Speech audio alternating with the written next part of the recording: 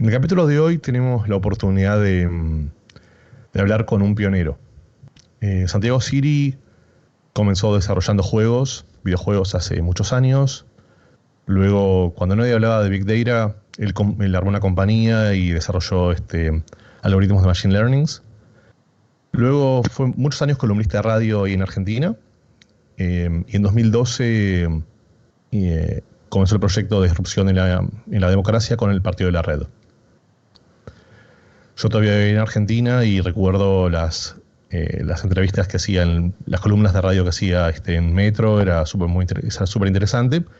Y en 2014 lanzó el proyecto del cual vamos a hablar ahora, Democracy Earth, que básicamente la idea que tiene es disrumpir el sistema democrático de como lo conocemos actualmente.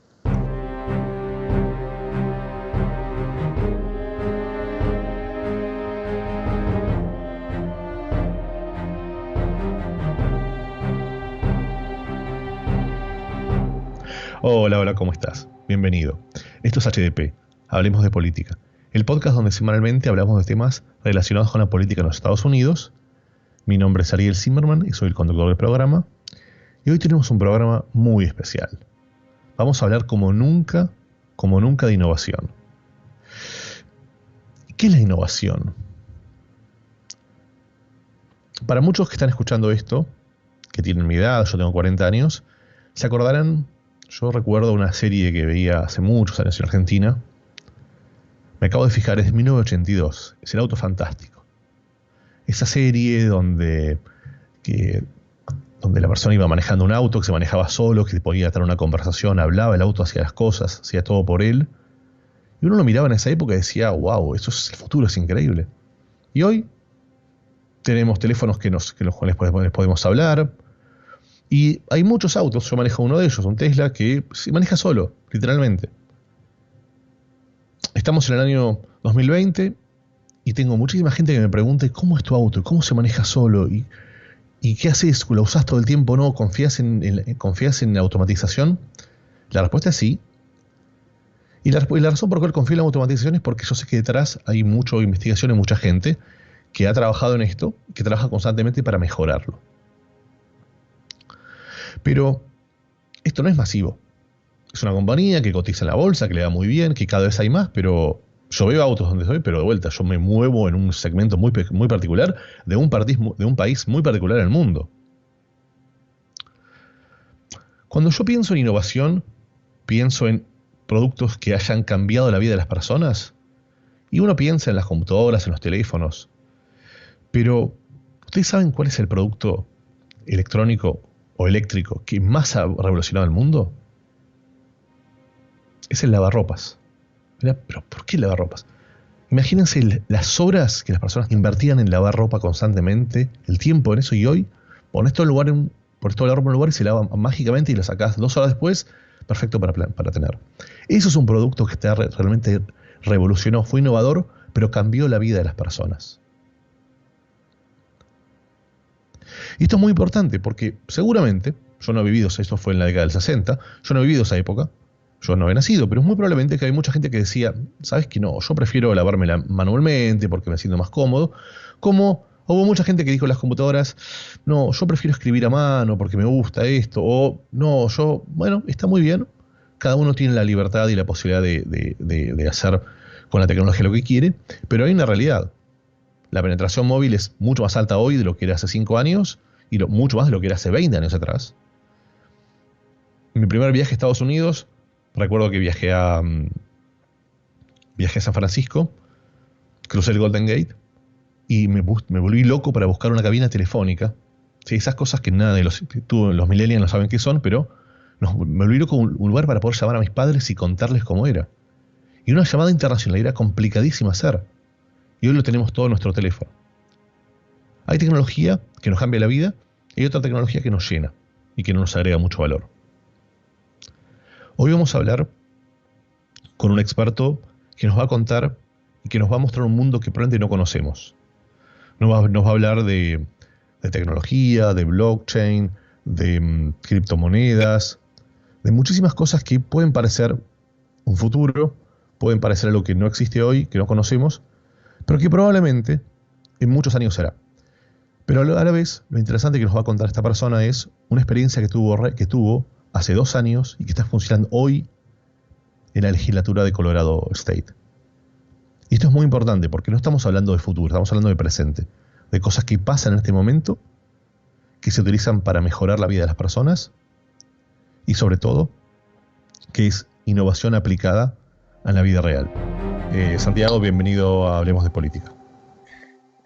Muchas gracias por invitarme y encantado siempre de hablar de políticas, siendo yo alguien que no viene de la política per se, sino más del lado de la tecnología. Excelente. Y bueno, creo que justamente la tecnología es la manera en la cual se disrumpen en general casi todas las cosas, ¿por qué no la política? Uh-huh. Contanos un poquito cómo fue la experiencia que tuviste con la experiencia política que tuviste con el Partido de la Red.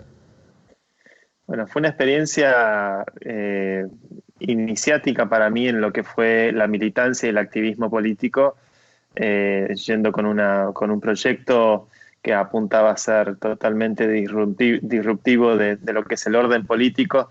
La idea del Partido de la Red era tener candidatos que se comprometieran a votar siempre en el Congreso de acuerdo a lo que la ciudadanía decide por Internet.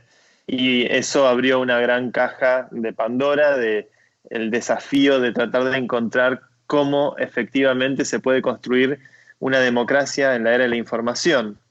Creo que hoy, un poco en retrospectiva, ya 8 años después de haber arrancado esa experiencia del Partido de la Red, hemos visto, por ejemplo, la influencia que ha tenido Facebook en el desenlace de las elecciones más importantes del mundo, notoriamente la elección de Donald Trump en 2016, el rol que tienen las redes sociales en marcar la agenda política del día a día. Indudablemente hay un clash, un choque muy grande entre lo que es Internet o el cloud o lo que ocurre en las esferas digitales y lo que es los gobiernos y lo que es los sistemas de control o de poder más tradicionales.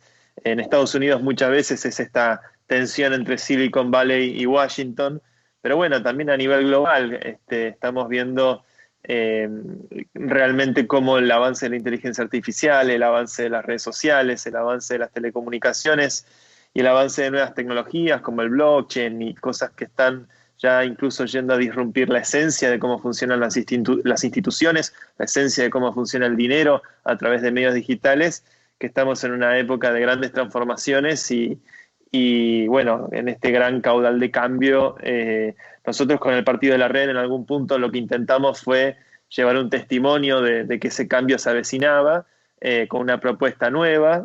Fue una experiencia donde salir a armar un partido, conseguir las firmas, las afiliaciones, todos los activistas y voluntarios que trabajaron en el proceso en la justicia, tener una audiencia con Servini de Cubría para que nos apruebe el partido, hasta llegar a la elección, presentar las boletas, que no se las roben, poner los fiscales, contar los votos, festejar el 1% de votos que sacamos en la ciudad de Buenos Aires, que fue un muy buen primer resultado para un partido que no existía hasta hace poco antes de esa elección de 2013. Y después, por otro lado, también el costado más turbio o oscuro de la política, que son los juegos de poder, las alianzas y las traiciones, la fiebre que a veces tal vez generan los juegos de poder en todos nosotros.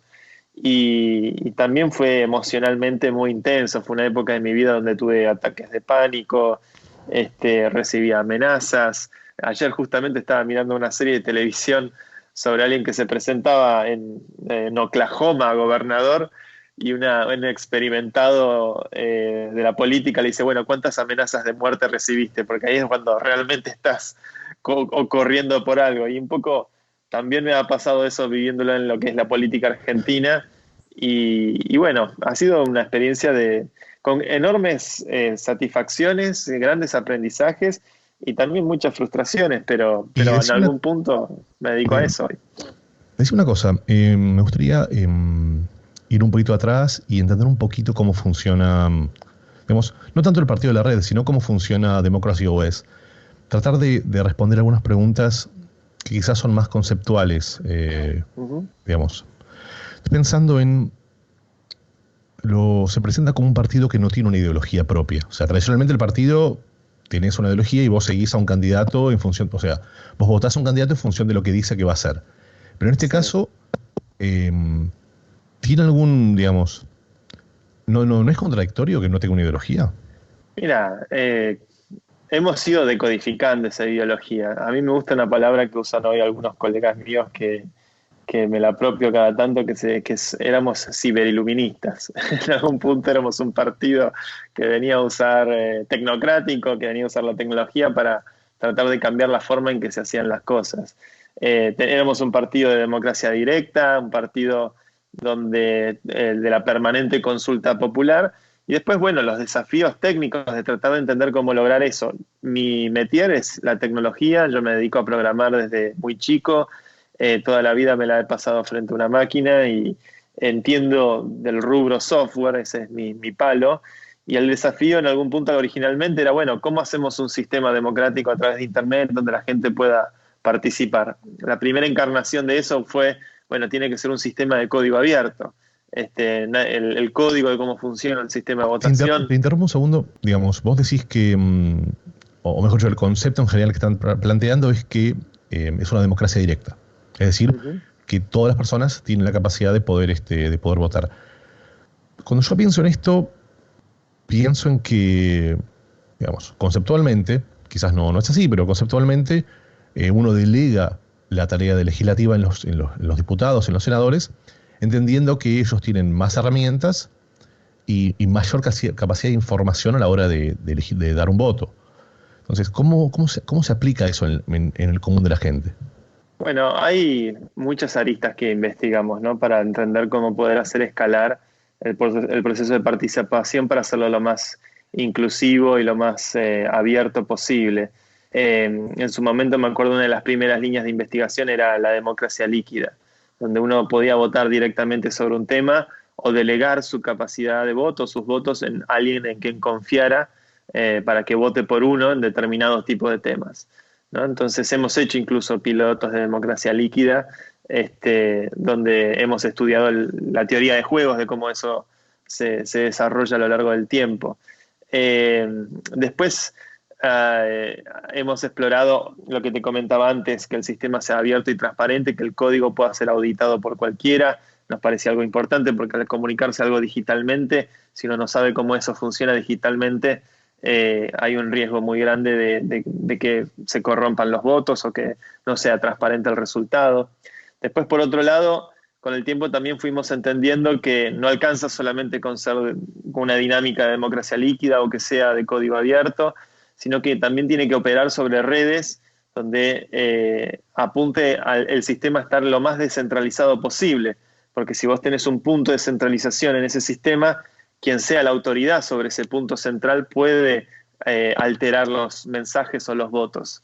Entonces, el auge de blockchain, que es una de las innovaciones más importantes que han surgido en la última década en relación a lo que se puede hacer con software, ha sido también muy importante en nuestro trabajo de investigación. Entonces, hay múltiples factores, ¿no? Está la teoría de juegos, democracia directa, democracia líquida, representativa, presupuesto participativo. Hay algo que hicimos el año pasado con mi fundación que se llama Voto Cuadrático y lo hicimos para el estado de Colorado. Hay muchos componentes de teoría de juegos que tienen que ver con las reglas de cómo se toman las decisiones colectivamente. Después está el componente del código en sí, cómo es administrado, quién opera, quién programa ese código, qué hace ese código, sobre qué lenguaje funciona, etcétera, etcétera. Y después sobre qué tipo de redes opera. Opera sobre la web tradicional, donde pueda haber un Facebook nuevamente que pueda manipular la sociedad, o cómo evitamos ese gran hermano y tratamos de construirlo sobre sistemas descentralizados. Decime una cosa, estoy pensando en que lo que vos estás planteando está enfocado en la parte que tiene que ver con la votación de las leyes, en casi todo. Pero yo también pienso que el trabajo de los legisladores es un poco más allá, no solamente se basa en la votación de las leyes, sino se basa en la creación de proyectos, pero también en lo que tiene que ver con la negociación para pasar leyes. Entonces me pregunto, digamos, en estos dos otros factores, ¿cómo podrían trabajar ustedes? Mira, hoy, si viene hasta el año pasado y al día de hoy todavía hay proyectos que hacemos con legislaturas, congresos y demás. Todas estas experiencias sabemos que son experiencias piloto que nos ayudan a ensayar nuevas ideas. Lo que te diría que sí me parece es atractivo a largo plazo es tratar de pensar cómo construir institucionalidad que pueda operar por fuera de los márgenes del Estado-Nación o por fuera de los márgenes de la autoridad tradicional a la hora de constituir una empresa, una organización, una cooperativa, lo que sea. En ese sentido, lo más interesante de lo que yo hoy estoy trabajando tiene que ver con la investigación sobre la construcción de organizaciones sobre el blockchain. En blockchain existe lo que se llama Bitcoin, que es como el oro digital, que cotiza y tiene un valor determinado y una escasez determinada, y eso determina su valor de mercado. Y existe una red un poco más avanzada que se llama Ethereum, que permite contratos inteligentes. Los contratos inteligentes son programas de computación donde uno puede meter determinada cantidad de condiciones, que pueden ser votos o pueden ser condiciones económicas, financieras, pero en función de esas condiciones que uno programa en ese contrato, se ejecuta una transacción. Se envía determinada cantidad de criptomoneda a una dirección determinada, a una persona determinada.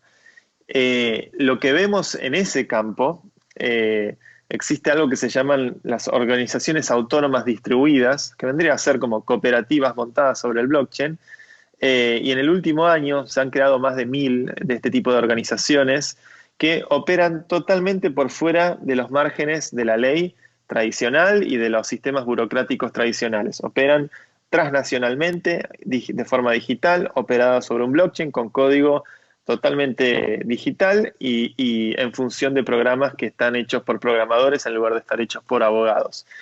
Y en la experiencia mía, en participando en algunas de estas organizaciones, muchas veces hay que votar decisiones, pero muchas veces uno no siente el compromiso de votar porque confía en la votación de los demás miembros de la organización y hace que el proceso sea más expeditivo, el proceso de ejecutar una idea determinada. A menos que haya una decisión contenciosa, donde uno dice, con esto sí estoy en desacuerdo, existen nuevos tipos de cláusulas que uno puede ejecutar sobre este tipo de programas que permiten a uno o retirarse de una cooperativa con sus fondos o incluso que la cooperativa vote echar a un miembro que no tiene el aval de la mayoría de los miembros en un momento determinado. Entonces, estas nuevas dinámicas institucionales montadas sobre un ámbito completamente digital, por fuera de los cánones del Estado-Nación, usando contratos inteligentes, me parece que tiene, si bien es una etapa muy temprana, 1000 organizaciones de este estilo no es un número significativo, pero tiene un potencial muy grande hacia adelante a medida que crezca la adopción del uso de redes como Ethereum o como Bitcoin. Entonces, lo que a mí me parece atractivo, pensando un poco en las generaciones venideras, es esta posibilidad de construir institucionalidad sin requerir permisos de nadie, sin requerir de autoridad. La gran innovación del blockchain es justamente eliminar el concepto de autoridad por reemplazar el concepto de autoridad central para poder acceder a hacer algo por el uso de criptografía. Y simplemente en función del uso de claves criptográficas uno puede tener determinados accesos o no. Y esta nueva forma de computación es una nueva ola que creo que la primera gran ola de Internet, después de su creación la verdad que Internet es un instrumento de defensa del ejército americano, se crea en la década del 60 como una estrategia para descentralizar la información y que si hay un ataque nuclear por parte de los soviéticos, esa información no se pierda. Entonces Internet nace como una estrategia de defensa. Al día de hoy sigue siendo eso. En realidad Internet no es global, es una red americana. Pero en la segunda ola fue la web. La web trajo una revolución cultural, una revolución donde estamos pudiendo todos ser emisores a gran escala de nuestro mensaje, de nuestra cultura, de nuestro conocimiento. Pero la siguiente ola, que se condice con otros procesos históricos revolucionarios, es la ola institucional. Es Internet yendo por el funcionamiento y la dinámica institucional. Y las instituciones son, al final del día, una gran colección de promesas.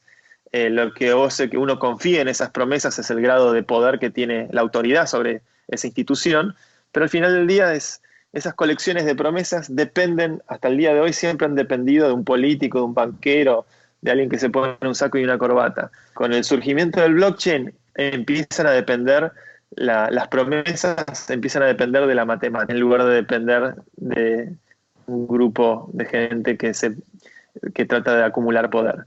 Y en ese sentido, a mí me interesa mucho esa construcción alternativa, totalmente alternativa a la construcción de lo que fue en su momento el Partido de la Red, que fue un caballo de Troya, literalmente hablando, porque hicimos un caballo de Troya, pero fue una experiencia para tratar de entender cómo funcionaba la política desde adentro, y a mí esa experiencia me dejó la lección de que en lugar de tratar de cambiar el sistema, es más probable que el sistema lo termine cambiando a uno. Eso lo creo fervientemente y lo he vivido en carne propia, por lo cual creo que lo más conveniente es construir un nuevo modelo que vuelva a ese modelo vigente, obsoleto. Entonces, por eso mi camino va más por ese lado hoy en día. Yo te escucho y es interesante lo que decís, pero me cuesta entenderlo en la práctica. O sea, ¿cómo te imaginas que esto va a realmente suceder? Sí, cuesta en la práctica porque creo que todavía es una época como la década del 70 de la computación personal. Plantear en esa época que todo el mundo iba a tener una computadora en su bolsillo era, ni siquiera los más audaces escritores de ciencia ficción imaginaban algo así. Y creo que con el blockchain todavía estamos en una época donde estamos conectando los transistores y viendo qué funciona y qué no funciona, y muchas cosas se rompen todavía.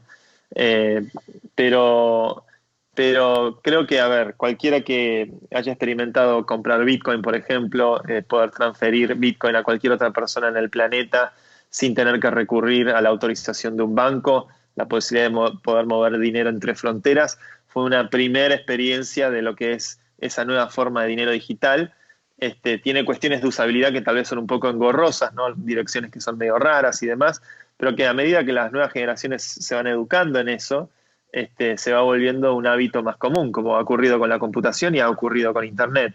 El avance de uso de organizaciones distribuidas, el uso de diferentes formas de contratos inteligentes, todavía creo que corresponde a un nicho.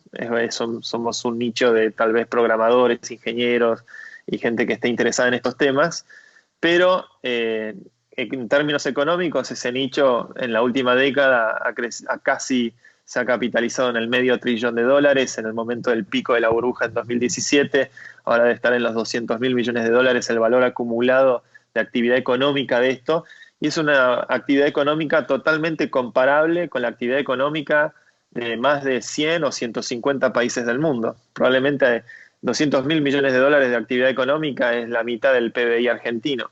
Entonces, es este nuevo tipo de construcciones institucionales que, si bien son hoy en cantidad de usuarios muy reducidas, me parece que es un nuevo mundo que está empezando, pero que también tiene un impacto económico que ha ido creciendo sostenidamente a lo largo de la última década. Entonces, ahí está la oportunidad de hacer cosas. Yo estoy pensando, y tuvimos la semana pasada, grabamos un capítulo parecido donde hablamos de criptomonedas, y una de las definiciones que surgieron ahí, que me vienen en la cabeza, tienen que ver con, en algún punto me parece como muy idealizado el concepto de que no haya regulación. ¿No lo ves como un problema? Es decir, no se puede utilizar, a mí no me gusta hablar del bien y el mal, pero no se puede utilizar precisamente para, por ejemplo, para cuestiones que tienen que ver con mercado negro, con cuestiones que hoy se consideran ilegales. Es mentira igual que no hay regulación. Lo que no hay son reguladores, pero regulación tiene más regulación que cualquiera. Yo te puedo decir exactamente cuántos bitcoins se van a emitir de acá hasta el año 2140. Nadie jamás pudo haber previsto que la Fed en Estados Unidos iba a imprimir $6 trillones este año a partir de lo que ocurrió con este virus.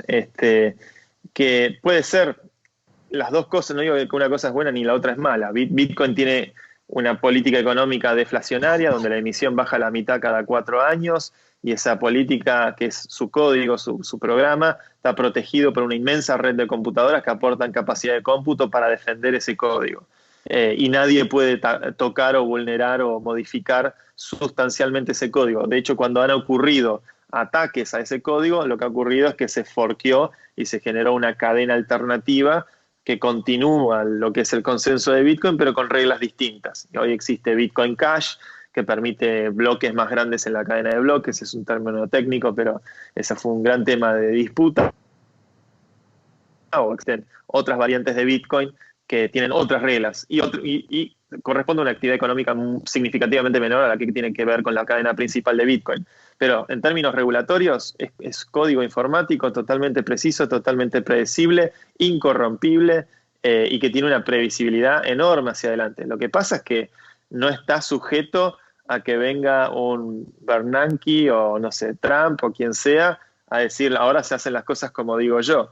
Esa es la magia que tiene en algún punto este tipo de sistemas.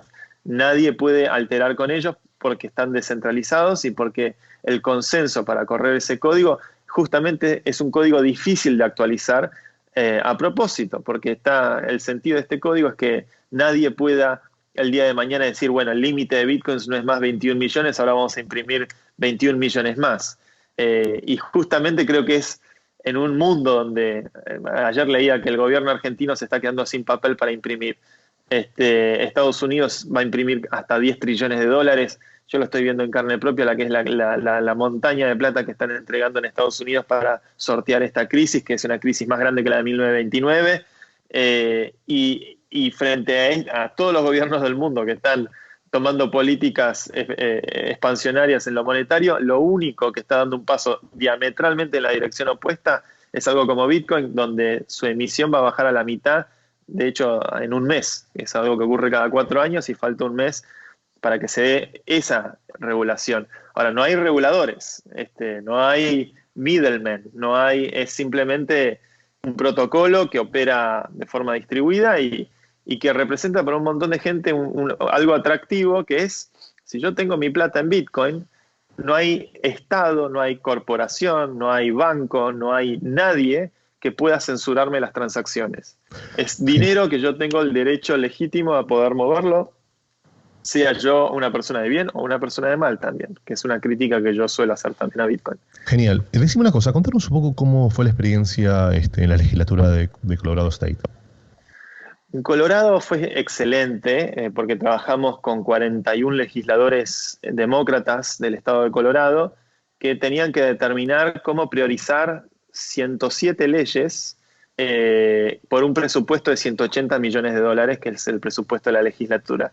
Ellos en el año anterior a trabajar con nosotros habían implementado presupuesto participativo, donde cada legislador tenía 15 tokens y votaba con sus tokens. Y el problema que tuvieron es que con la técnica de presupuesto participativo lograron priorizar las primeras 5 leyes, pero las otras 100, casi todas, un 60-70%, tenían la misma cantidad de tokens. Entonces no había forma de discernir cómo priorizar el long tail o toda la lista de leyes y no solamente las primeras 5, que es muy fácil determinar por ahí. Siempre hay un consenso más público con el top 5. Cuando trabajamos con ellos nosotros, aplicamos una técnica nueva que es de un investigador que se llama Glenn Weil, que trabajamos mucho con él, que creó esta teoría que se llama voto cuadrático, es un paper de 2012, y Glenn básicamente lo que propone el voto cuadrático es, supongamos que todos tenemos 100 tokens, yo puedo gastar esos tokens, votar en diferentes propuestas, pero mientras más votos pongo en una misma propuesta, el costo de poner más votos en una misma propuesta incrementa cuadráticamente. Esto es decir, si yo tengo 100 tokens y pongo un voto, me va a costar un token. Si pongo 2 votos, me va a costar 2 tokens, sino que me va a costar 4 tokens. Si pongo 3 votos, me va a costar 9, y si pongo 4, 16, y así hasta llegar a 81, bueno, a lo que da el número.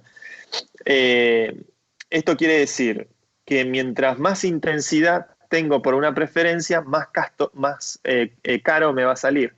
Entonces, con esta técnica de voto cuadrático, yo puedo tratar de poner todas mis fichas en algo en lo que realmente creo, o pongo poquitas fichas en muchas cosas. Entonces, estoy decidiendo entre mis preferencias y la intensidad de mis preferencias. Estoy midiendo las dos cosas a la vez.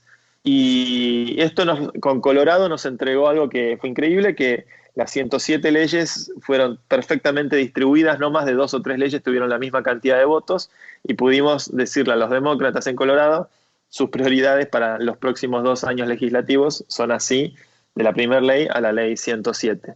Y esta distribución orgánica de las prioridades hace que la ejecución del presupuesto sea también mucho más inteligente y mucho más representativa. Incluso había insights interesantes como de las primeras 10 leyes, 5 eran sobre healthcare o salud, que es un tema muy del core demócrata en Estados Unidos. Salieron cosas que hacían mucho sentido que salgan. Y nos ha ido en implementación de voto cuadrático en los Estados Unidos. Fue la segunda en el mundo. La primera en el mundo fue en Taiwán, que lo hizo un colega mío que se llama Audrey Tang.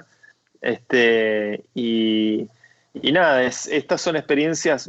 Yo lo que he hecho en los últimos 5 años son muchos pilotos democráticos en diferentes contextos, en diferentes lugares del mundo, y de estas cosas sacar lo bueno y detectar y ver dónde está lo malo. Excelente. Y decime una cosa, como para ir cerrando la entrevista. Me gusta cerrar la entrevista preguntando a la gente cómo se informa. ¿Cómo me informo?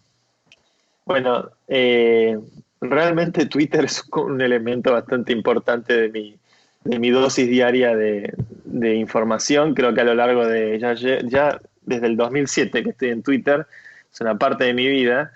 Creo que el grupo de gente que sigo, el grupo de gente, las amistades y la gente a la que estoy acostumbrado a leer, me es una fuente indispensable. Hay gente que sigo del mundo de la política, gente que sigo del mundo del blockchain, la criptografía, gente que sigo de la programación, de diferentes ámbitos y de diferentes sucesos a lo largo de mi carrera, y hoy recurro a Twitter y después recurro a todo lo demás. Excelente. Y finalmente, ¿hay algo que nos quieras contar que no te haya preguntado?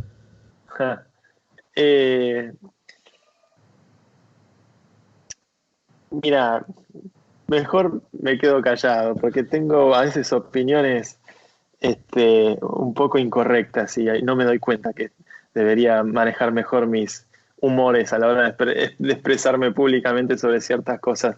Pero he vivido muchas cosas interesantes en estos años. Tuve la suerte de viajar por el mundo, conocer conferencias en diferentes lugares del planeta, codearme con la gente que admiro, particularmente en el mundo de la programación, en el mundo del blockchain. Creo que pude conocer a todos los que quería conocer. Y mi visión sobre el mundo se ha transformado mucho. Yo creo que el que yo era cuando arranqué el partido de la red, lo que yo creía, lo que pensaba del mundo, de dónde venía, estaba muy condicionado y muy influenciado tal vez por mi lugar de origen en la ciudad de Buenos Aires, de una familia de clase media alta, con todos los matices de venir de ese lugar. Y hoy han pasado casi 8 años de todo eso, he vivido en 4 ciudades del mundo, he vivido un montón de cosas. Ahora estoy en Argentina de vuelta, por suerte me tocó estar acá con todo este quilombo que está pasando con el COVID-19, pero hoy me doy cuenta que tengo una visión muy diferente, igual de radical, pero muy diferente a la que tenía cuando estaba haciendo el partido de la red. En algún punto por ahí se parecen. Trato igual de tener una cabeza no dualista.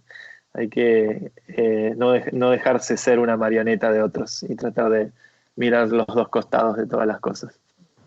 Excelente. Bueno, la verdad es que creo que fue muy interesante las cosas que nos contaste y bueno, seguramente en un futuro te volveremos a contactar para otros programas.